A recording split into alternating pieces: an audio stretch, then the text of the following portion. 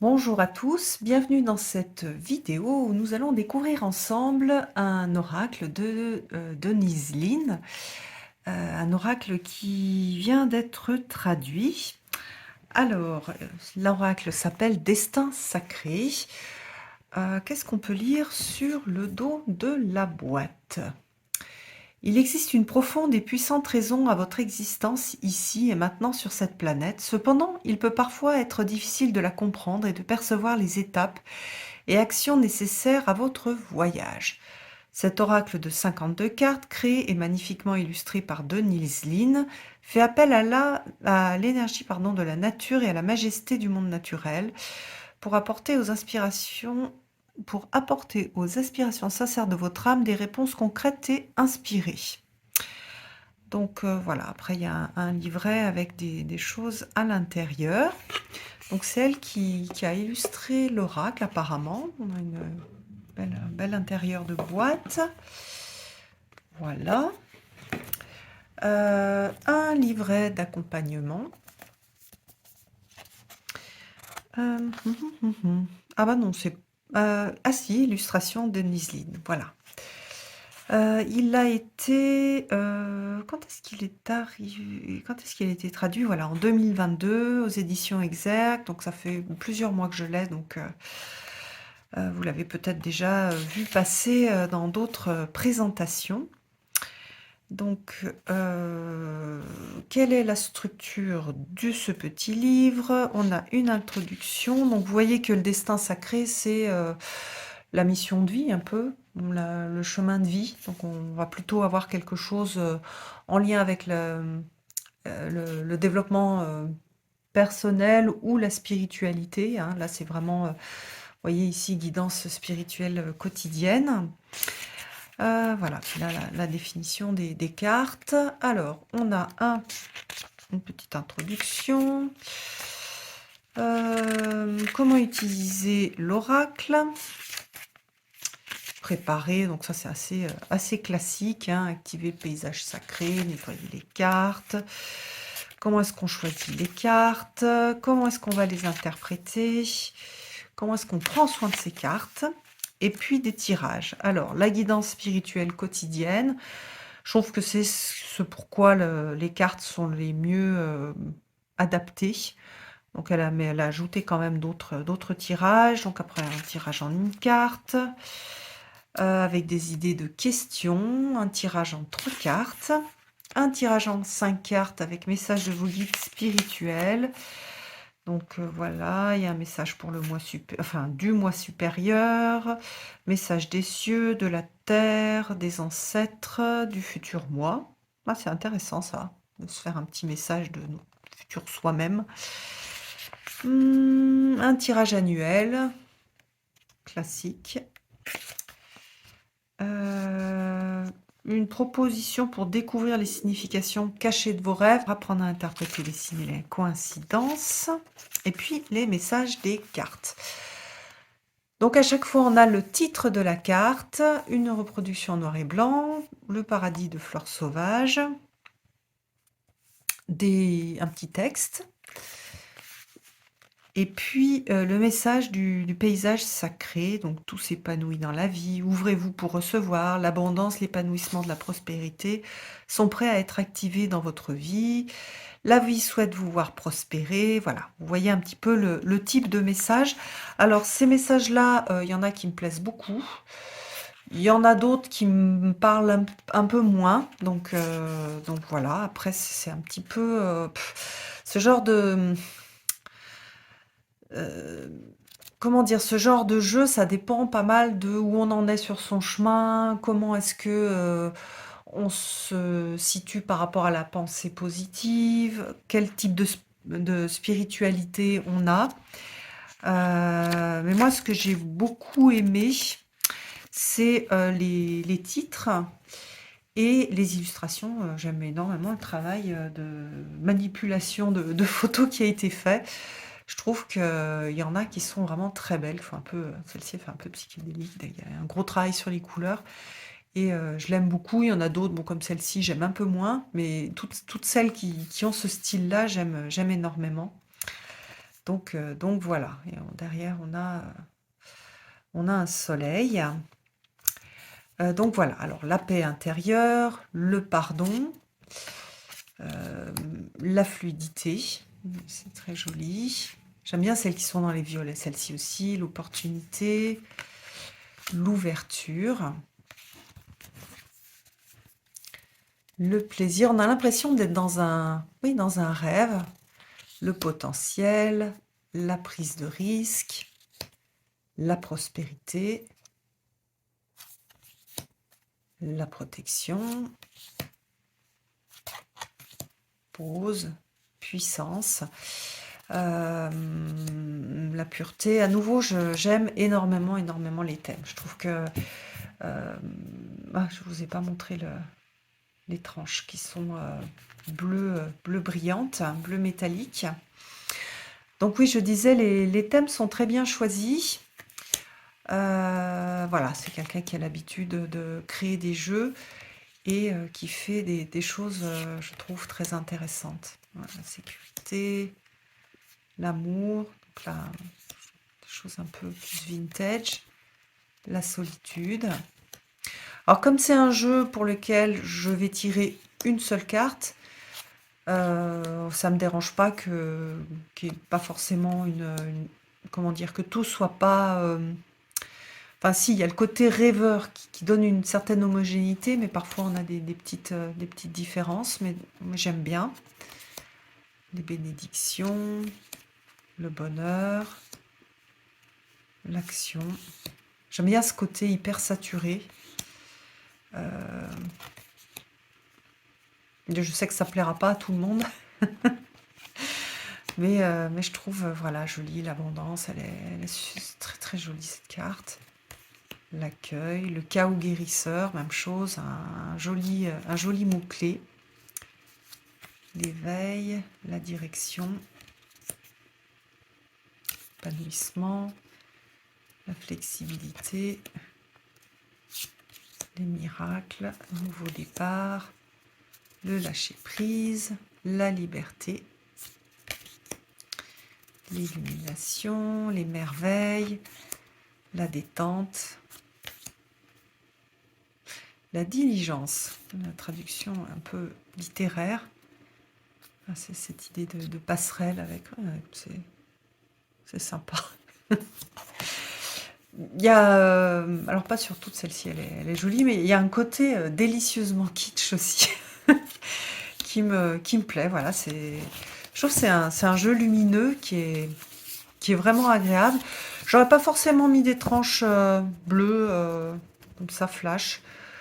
J'aurais pas fait les tranches en fait, je pense, si c'était moi qui avait sorti le jeu. J'aime bien la qualité des cartes, je trouve le toucher est très très agréable. Les cartes sont ni trop épaisses ni trop fines, sachant qu'il y a une tendance parce que les gens le demandent aussi, à avoir des cartes de plus en plus épaisses. Moi j'aime bien aussi quand elles sont pas trop épaisses. Je trouve que après sinon on a un jeu qui est très très épais à tenir en main. Et puis les cartes perdent leur souplesse, donc je trouve ça dommage. Donc là, c'est pour moi, c'est vraiment la qualité de carte que j'aime, et au toucher, et au niveau de l'épaisseur. Une sorte de sobriété aussi dans la présentation qui fait contraste avec le côté, voilà, un peu too much, parfois des couleurs dans le jeu.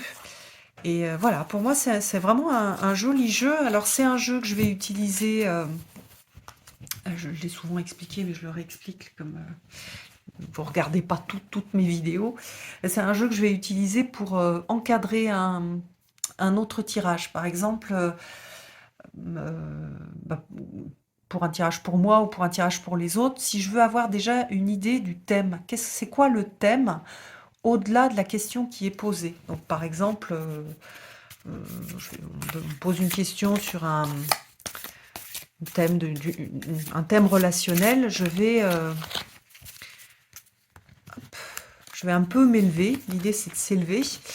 Et voilà, je vais avoir une idée de... Voilà, j'ai cette idée de pureté. Donc, je sais qu'il y a quelque chose de l'ordre de la pureté. Alors ça peut être pas mal de choses, hein, donc je sais que j'ai ça. Parfois je tombe sur des, surtout quand c'est pas pour moi, je tombe sur des thèmes qui me surprennent et après avec le tirage avec le tarot, on ressort des choses qui finalement vont avoir un lien là-dessus. Par exemple, bah, sur ce type de carte, je peux avoir une personne qui se pose des questions sur la pureté des sentiments de l'autre. Ou alors qu'il y a eu un problème au niveau justement de la pureté des sentiments dans une histoire précédente. Ou quelque chose qui est en lien avec l'histoire de la petite fille. Bon, puisque je fais beaucoup plutôt des tirages pour les femmes, donc, mais ça peut être pour le petit garçon aussi. On est sur cette idée de pureté.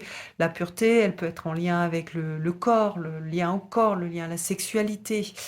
Voilà, donc on a ce type d'information qui est, je trouve, très intéressant. Donc ça peut être avant de faire un tirage de tarot, mais je peux aussi utiliser le jeu après un tirage de tarot. Voilà, je fais le tirage, par exemple pour moi, sur, j'en sais rien, tirage professionnel, sur les orientations, des choix à faire. Et après, je vais tirer une carte pour conclure. Pour conclure, donner une sorte de direction. Vous savez, le petit message, là, quand on a discuté avec des amis, ou avec une amie, par exemple, moi je fais pas mal de travail et de discussion, on va dire, personnel avec une amie, et bien à la fin de cette discussion où elle m'a donné des conseils, moi j'ai réfléchi sur des sujets, je tire une carte et j'ai pause. Donc par exemple sur l'aspect professionnel, ça serait peut-être, c'est le moment de faire une pause et de bien me recentrer sur qu'est-ce qui est juste pour moi, aussi de prendre le temps de me ressourcer. Et puis, quand on est auteur ou quand on est artiste, parfois on fait du travail en fait qui a pas l'air d'être du travail. C'est-à-dire, moi j'ai besoin de me nourrir, de me nourrir de contes, d'histoires, de me nourrir de recherches aussi. Je fais énormément de recherches, mais sur des sujets qui peuvent parfois être différents des sujets que j'ai l'habitude de, de- comment dire, d'aborder. Donc ça peut être soit une pause, vraiment ne penser à plus à rien sans avoir une arrière-pensée de création derrière, pour juste me nourrir, me faire plaisir. Soit ça peut être de faire une pause dans ce que je faisais jusqu'à présent pour faire quelque chose, pour aller visiter d'autres choses complètement différentes. Donc voilà, je vais après travailler juste avec le mot-clé et voir un peu ce qui va m'apporter. J'utilise finalement assez peu le livre, même si, voilà, si on veut faire un travail sur le sacré, le chemin de vie, ça peut être un livre qui peut apporter des réponses. Et puis surtout, pour des débutants, c'est bien d'avoir un livre, hein. Moi, c'est vrai que je recommande quand même des jeux avec des livres qui sont écrits avec pas mal de détails et des mots-clés et des phrases et des thèmes pour donner des explications autour des cartes quand on est débutant ou moi j'utilise les livres quand je suis énormément dans l'émotionnel et que donc du coup j'ai besoin un petit peu de canaliser mes émotions. Donc à travers les mots de quelqu'un d'autre, ça peut m'aider, même si j'ai une très grande expérience, de la cartomancie, que ce soit avec le tarot ou les oracles. Donc, voilà. Donc, je recommande pour les débutants, pas pour faire, qu'est-ce qui va m'arriver, dans 2 jours, mais plutôt, soit comme je vous l'ai expliqué, pour travailler autour de mots-clés, ou alors pour travailler sur des parties plus développement personnel ou spirituel. Après, on peut malgré tout hein, faire un tirage, je vais vous montrer, hein, je vais vous faire un petit exemple par exemple, passé, présent, futur. On va pas faire quelque chose de trop compliqué. Donc, voilà, le passé, hop. Dans le passé, j'avais un potentiel, voilà, il y avait du potentiel. Le présent, je suis dans un moment de prospérité. Et le futur, je vais avoir à lâcher prise. Alors vous voyez quand même que ce jeu, c'est pas un jeu de cartomancier avec des cartes plutôt positives et des cartes plutôt négatives. Là, on a plutôt quelque chose de lumineux pour tout. Donc il va falloir aller voir derrière, c'est-à-dire il y a un potentiel, il y a la prospérité, est-ce que je suis capable de l'avoir? Chaque fois, il y a une question en fait avec la carte. Est-ce que j'ai compris le potentiel que j'avais dans le passé? Est-ce que je l'ai vraiment utilisé pour cette prospérité? Est-ce que je suis capable de voir comment j'ai fait prospérer ce potentiel? Et puis dans le futur, il va falloir que je lâche prise sur, par exemple, quand je vois ça, sur mon idée, sur l'idée que je me fais sur la prospérité, si je veux vraiment rentrer dans de la vraie prospérité, par exemple. Donc c'est un petit peu plus compliqué que le Mademoiselle Lenormand ou même le tarot où on a des cartes qui sont plus nuancées.